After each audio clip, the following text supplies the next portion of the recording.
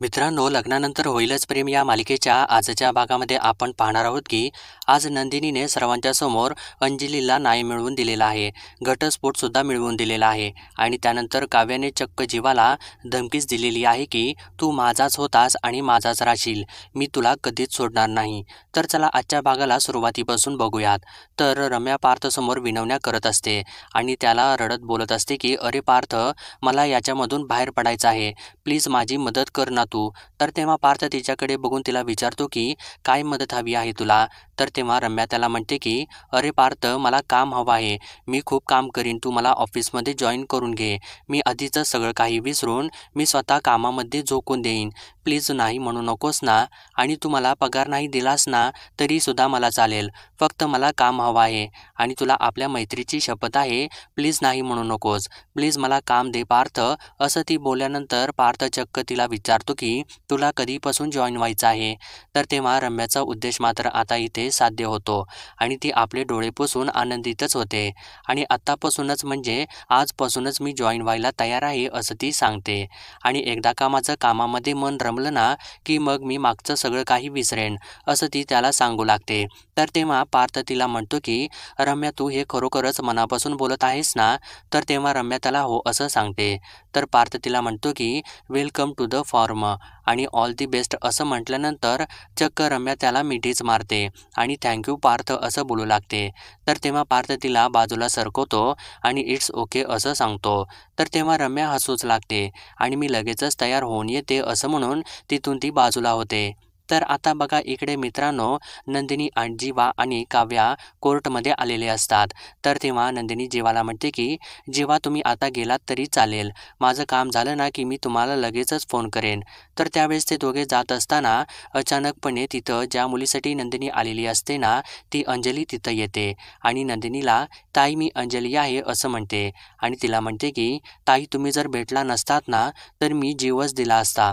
तर तिचं ते बोलणं ऐकल्यानंतर जीवा आणि काव्या एकदमच जात असताना मागेच फिरतात. तर तेव्हा नंदिनी तिला म्हणते की अगं अंजली, तू हे काय बोलत आहेस. तर तेव्हा अंजली तिला म्हणते की ताई, सोसण्याच्या पलीकडे गेलं ना तर मग वाटतं की जीव राहिला काय किंवा गेला काय, काहीच फरक पडत नाही आणि मी जे सोसला आहे ना तो त्रास ना शत्रूला सुद्धा होऊ नये. आणि आपण आपल्या आईवडिलांचं नेहमी ऐकतो आणि आपल्याला सगळे नेहमी सांगत असतात की आईवडिलांचं नेहमी ऐकावं. तर ते ऐकल्यानंतर नंदिनी तिला म्हणते की हो, ते सुद्धा बरोबरच आहे ना, कारण आईवडील नेहमी आपल्या भल्याचाच विचार करतात.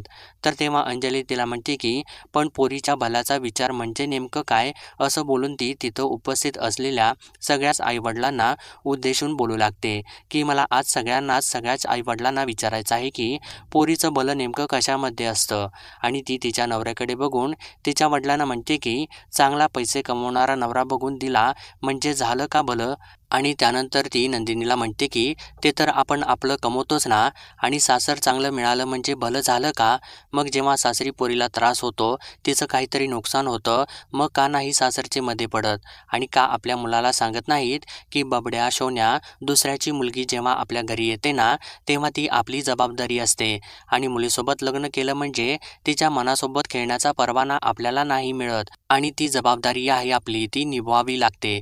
का नाही म्हणत मुलीच्या घरचे की तुला जे हवं आहे ना ते बोल, तू आता लहान नाही राहिलीस आणि तुझ्या आयुष्याचा जोडीदार निवडण्याचा अधिकार तुला आहे, हे का नाही बोलत ते, असं ती नंदिनीला प्रश्न विचारू लागते. तर त्यावेळेस जीवा आणि काव्या एकमेकांच्याकडेच बघत असतात. तर आता नंदिनी अंजलीला शांत करते आणि तिला म्हणते की आता आपण इथे प्रॉब्लेम सॉल्व्ह करायला भेटलो आहे ना, मग तू कशासाठी काळजी करत आहेस, मी आहे ना इथं, आपण तुझा प्रॉब्लेम नक्कीच सॉल्व्ह करूयात. तर तेव्हा अंजली तिला म्हणते की नाही ताई, तुम्ही त्यावेळेस नव्हता तेव्हा माझ्या आईवडिलांनी या नीच माणसासोबत माझं लग्न लावून दिलं. मनाविरुद्ध झालेलं लग्न म्हणजे रोजचं मरण आणि मला हे लग्न करायचं नव्हतं, कारण माझं एका मुलावरती प्रेम होतं, तो चांगला शिकलेला होता, फक्त त्याला नोकरी नव्हती, म्हणून आम्ही दोघांच्या घरामध्ये सुद्धा सांगितलेलं नाही. हे ऐकल्यानंतर मात्र काव्या जीवाकडेच बघू लागते आणि त्यावेळेस तिला जेव्हा तिने जीवाला सांगितलेलं असतं की आपलं ठरलेलं आहे की जोपर्यंत मी IASची परीक्षा पास होत नाही आणि तू इंडिव्हिज्युअल प्रोजेक्ट घेत नाहीस ना, तोपर्यंत आपण लग्नाचा विचार करायचा नाही आणि घरातसुद्धा सांगायचं नाही. आणि जेव्हा तो विचार करत असताना जीवासुद्धा तिच्याकडेच बघत असतो. तर तेव्हा अंजली पुढं म्हणते की माझं मनापासून त्याच्यावरती प्रेम होतं, पण आम्ही कधीसुद्धा लिमिट क्रॉस केले नाहीत. आणि त्यावेळेस काव्याला जेव्हा ती चाललेली असते आणि तिची ओढणी बाईकमध्ये अडकलेली असते आणि ती मागे वळून जीवाला म्हणते की अरे जीवा, तू माझी ओढणी का पकडलेली आहेस? आणि तेव्हा जीवा तिला म्हणालेला असतो की अगं काव्या, मी काहीसुद्धा केलेलं नाही.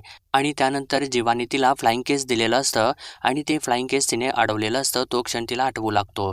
तर अंजली पुढं म्हणते की ताई, मी देवाशपथ सांगत आहे, मी कधी हातसुद्धा त्याचा धरलेला नसेल, पण आमचं प्रेम खरं होतं. तर तिचं ते वाक्य ऐकल्यानंतर आता जीवाला त्या दोघांचा एक क्षण आठवू लागतो, जेव्हा जीवाने काव्याच्या सगळ्या आठवणी साठवून ठेवलेल्या असतात आणि ते सर्व तिला त्याने दाखवलेलं असतं.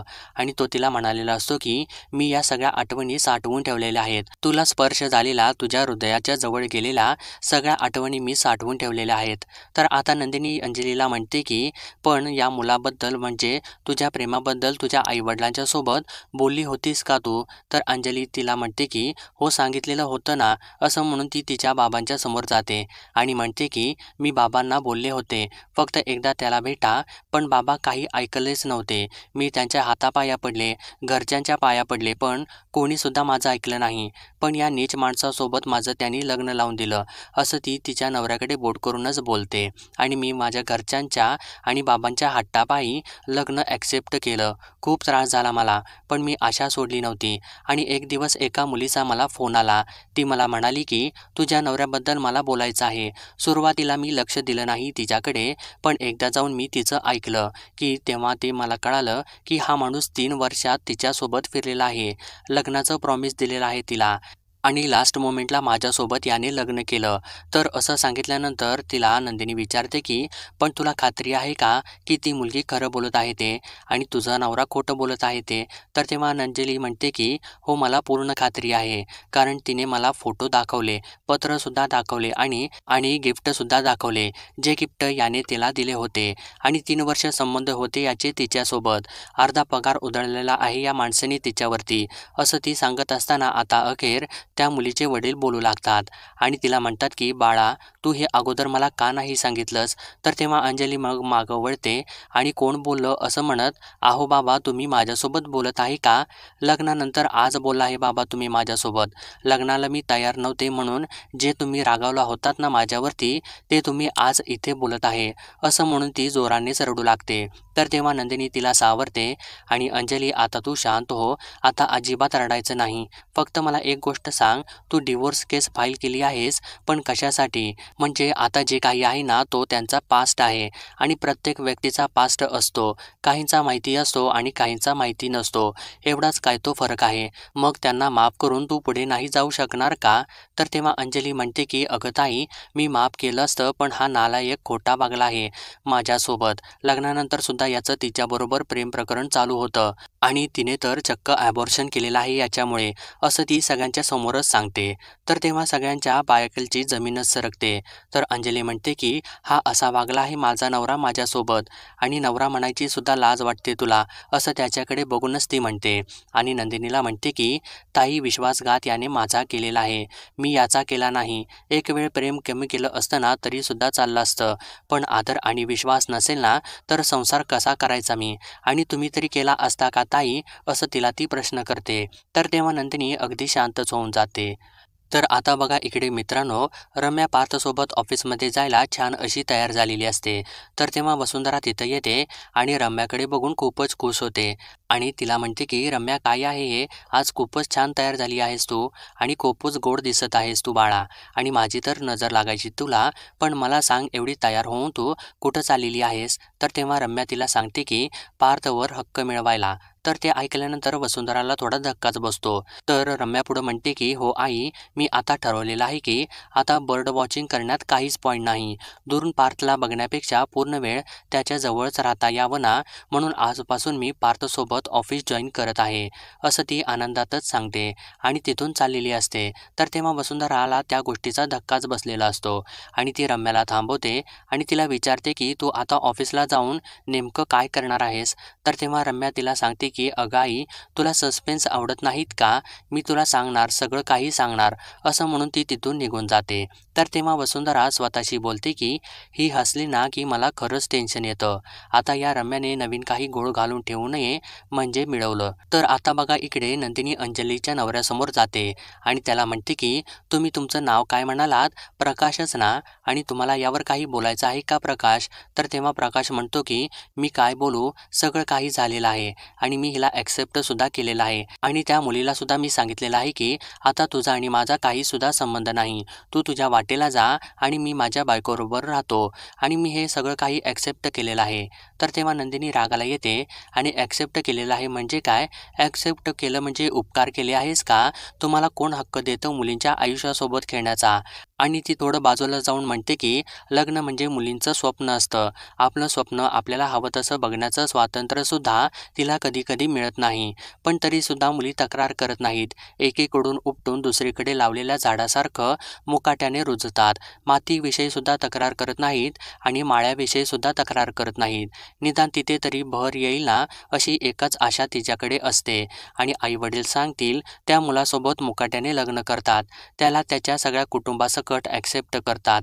अनोळखी असतो नवरा, त्याचा स्वभाव, त्याचे विचार, त्याला काय आवडतं, कशाने राग येतो, काहीसुद्धा माहिती नसतं मुलींना. पण तरीसुद्धा प्रयत्न करतात माहीत करून घेण्याचा. आणि असं बोलल्यानंतर ती परत प्रकाशसमोर जाते आणि त्याला म्हणते की कुठून येते ही ताकद? फक्त एका विश्वासाच्या बळावरती की माझा नवरा जे काही असेल ना, ते सगळं काही मला सांगेल, काहीसुद्धा लपवणार नाही माझ्यापासून, मन मोकळं करेल माझ्याकडे. असं ती बोलत असताना मात्र आता जीवाला त्या गोष्टीचा धक्का बसू लागतो. तर नंदिनी पुढं म्हणते की कारण जिथे शब्द अपुरे पडतात ना, तिथे विश्वास संवाद साधतो. पण तुम्ही काय केलं तर नातं निभवायचं वचन दिलं आणि निभावलं काय तर फसवणूक. आणि तुम्हाला मी एकच सांगते प्रकाश की कुठल्यासुद्धा नात्यामध्ये विश्वासघात हा सगळ्यात मोठा गुन्हा असतो आणि तो कोणीच कधीच कुणाचा सुद्धा करायचा नाही. मग ते नातं कुठलं सुद्धा असू देत. असं ती बोलत असताना आता जीवा आणि काव्या एकमेकांच्याकडे बघू लागतात. तर आता बघा इकडे मित्रांनो, पार्थ फोनवरती बोलत असतो आणि त्याच्या हातामध्ये फाईल असते. तर तो फोनवरती म्हणतो की तुम्ही मला मेल करा, मी लगेचच चेक करून तुम्हाला कळवतो, असं म्हणून तो फोन ठेवत असतो. इतक्यात मानिनी तिथं येते आणि त्याला विचारते की काय रे पार्थ, तू अजून गेला नाहीस का? तर पार्थ तिला म्हणतो की आता निघतच आहे, मॅडम येत आहेत ना, त्यांचीच वाट बघत आहे मी. तर ते ऐकल्यानंतर मानिनी खूपच खुश होते आणि तुम्ही एकत्र जात आहे का असं त्याला विचारते. तर तेव्हा पार्थ हो असं तिला सांगतो. तर मानिनी म्हणते की छान छान, अशा छोट्या छोट्या गोष्टींच्या मधून जवळीक वाढते आणि सहवासामधून प्रेम खुलतं. बरं आहे तू आणि काव्या एकत्र जात आहे, हे छानच आहे, असेच एकत्र राहा, असं ती बोलतच असते. इतक्यात पार्थ नाही असं म्हणत असतो, पण मानिनीला ती गोष्ट काही ऐकू येत नाही. कारण तेव्हाच लगेच रम्या तिथे येऊन डायरेक्ट मानिनीचा आशीर्वादच घेते आणि नक्की एकत्र राहू असंच बोलते. आणि तसंसुद्धा मी आणि पार्थ एकत्रच असणार आहोत, ते सुद्धा नेहमीच, असं तिला म्हणते. तर तेव्हा मानिनीला धक्काच बसतो आणि मानिनी रम्याला म्हणते की तुझं काय आहे, तू कुठं निघालेली आहेस? तर तेव्हा रम्या पार्थला म्हणते की अरे पार्थ, तू सांगितलं नाहीस का मामीला? तर तेव्हा पार्थ मानिनीला म्हणतो की अगं आई, मी तुला सांगायचंच विसरलो, आजपासून रम्या ऑफिसला जॉईन होत आहे. आणि ते सांगितल्यानंतर रम्या तर खूपच खुश होत असते. तर तेव्हा मानिनी पार्थला म्हणते की अरे पार्थ, तू बरा आहेस ना? आणि नाही नाही, ते काहीसुद्धा नाही, मला नाही वाटत की रम्याची ऑफिसमध्ये काहीसुद्धा गरज आहे. तर तेव्हा रम्या मानिनीला म्हणते की अगं मामी, असं तुला वाटतंय, पण माझी खूपच मदत होते पार्थला. बरोबर आहे ना पार्थ, तुझे सगळे डिझाईन्स, असं ती बोलतच असते. तर तेव्हा मानिनी रम्याला परत थांबवते आणि तू थोडं थांब असं म्हणून ती पार्थला विचारते की तू बाबांच्या सोबत बोलला आहेस का? आणि काव्याला माहिती आहे का हे, तिला हे आवडणार आहे का? तर पार्थ तिला म्हणतो की मी ते सगळं काही हँडल करू शकतो, तू काळजी नको करूस आई. तर तेव्हा रम्या म्हणते हो मामी, मी आणि पार्थ आम्ही एकत्र सगळं काही हँडल करू आणि तसंसुद्धा आम्ही आता पार्टनर्स आहोत. म्हणजे बिझनेस पार्टनर्स असं ती बोलतच असते. तेव्हा पार्थ आई उशीर होत आहे मला असं म्हणून तो तिथून निघूनच जातो. तर तेव्हा मानिनी काळजी घे रे बाबा असं त्याला म्हणते. तर पार्थ पुढे निघून जातो. तर तेव्हा रम्या मानिनीला मामी येते असं म्हणून तिच्याकडे मुद्दामून एक स्माईल देते आणि तिच्या नाकावरती टिचून पार्थसोबत ती तिथून निघून जाते. तर आता इकडे बघा नंदिनी अंजलीजवळ जाते आणि तिला म्हणते की मला तुझी सगळी बाजू कळालेली आहे. मला माहिती आहे लग्नात तुला आईवडिलांनी विचारलं नाही आणि लग्नानंतर नवऱ्याने सुद्धा विचारलं नाही. पण आज मी तुला विचारत आहे, मला सांग आता तुला काय हवं आहे ते. तर तेव्हा अंजली नंदिनीला सांगते की मला घटस्फोट हवा आहे. तर ते ऐकल्यानंतर काव्याला मात्र धक्काच बसतो. तर अंजली पुढं म्हणते की मी याच्यासोबत नाही राहू शकत. मी काम करेन, पैसा मिळवेन, एकटी राहीन. तर तेव्हा तिचे बाबा तिला म्हणतात की बाळा तू एकटी का राहशील? तुझा हा बाप अजूनसुद्धा जिवंत आहे आणि आपलं हे घर अजूनसुद्धा तुझंच घर आहे. तू तुझं सामान उचल आणि सरळ घरी ये. असं सांगितल्यानंतर अंजलीला भरून येतं आणि ती जाऊन तिच्या वडिलांना मिठीच मारते आणि त्यानंतर जाऊन ती नंदिनीच्या पाया पडते. तर तेव्हा तिचे वडील नंदिनीसमोर हात जोडतात. तर तेव्हा नंदिनी अंजलीला म्हणते की अगं अंजली तू वेडी आहेस का? तू हे काय करत आहेस? पाया नको पडूस. स्वतःच्या पायावरती उभी राहा आणि एक गोष्ट कायम लक्षात ठेव, यापुढे आपला आनंद दुसऱ्या कुठल्यासुद्धा व्यक्तीवरती अवलंबून ठेवायचा नाही. कळालं का? आणि मी लॉयर्ससोबत बोलले आहे. पुढच्या 2 दिवसांच्या मध्ये आपण डिव्होर्स केस फाईल करूयात. आणि त्यानंतर ती प्रकाशला म्हणते की प्रकाश तिला म्युच्युअली डिव्होर्स देऊन टाका आता आणि आणखी तिची परीक्षा घेऊ नका. तर तेव्हा प्रकाशसुद्धा हो मॅडम असं नंदिनीला सांगतो आणि तिथून निघून जातो. तर तेव्हा अंजलीचे वडील नंदिनीला ताई आम्ही येतो असं म्हणून तिला घेऊन ते तिथून निघून जातात. तर तेव्हा आता नंदिनीचं लक्ष जीवा आणि काव्याकडे जातं. तर तेव्हा नंदिनी त्यांच्याकडे जाते आणि हे काय आहे? तुम्ही अजून इथेच आहात का? असं त्या दोघांना विचारते आणि तुम्ही गेला नाहीत का? असं ती म्हणते. तर तेव्हा काव्या म्हणते की आम्ही केसमध्ये गुंतलेलो होतो. तर तेव्हा नंदिनी जीवाला म्हणते की मला आता यानंतर लॉयरला भेटायला जायचं आहे. मी फ्री झाली ना की मग मी तुम्हाला कॉल करते. मला पिकअप करायला याल ना तुम्ही? नाहीतर मी माझी सुद्धा येऊ शकते. काही पण प्रॉब्लेम नाही. तर तेव्हा जीवा हो असं म्हणतो आणि तिथून बाहेर निघून जातो. तर तेव्हा नंदिनी आतमध्ये निघून जाते आणि काव्या मात्र विचारात पडलेली असते आणि ती तिथेच उभी असते. तर मित्रांनो आजचा भाग इथेच संपतो आणि पुढील भागामध्ये आपण पाहणार आहोत की काव्या जाऊन जीवाच्या कारमध्ये बसते आणि त्याला म्हणते की मस्त चाललेला आहे की तुझा आणि ताईचा संसार. डिनरला काय जाता, मध्यरात्रीपर्यंत बाहेर काय फिरता, असं ती बोलत असते. तर तेव्हा जीवा तिच्यावरती जोराने ओरडतो आणि गप्प बस, मी त्या दिवशी दारू प्यायलेलो होतो आणि तुझ्या ताईने त्या दिवशी मला पोलिसांच्या तावडीतून सोडवून आणलेलं होतं. असं सांगितल्यानंतर काव्या थोडीशी शांत होते. तर पुढे त्याला ती म्हणते की एक गोष्ट लक्षात ठेव जीवा, मी माझा तुझ्यावरचा हक्क सोडलेला नाही. तू माझाच होतास आणि तू माझाच राहशील, असं ती अगदी बोट करून त्याला सांगते. तर ते ऐकल्यानंतर जीवाला सुद्धा धक्काच बसतो. तर पुढील अपडेटसाठी आपल्या चॅनलला सबस्क्राईब करा.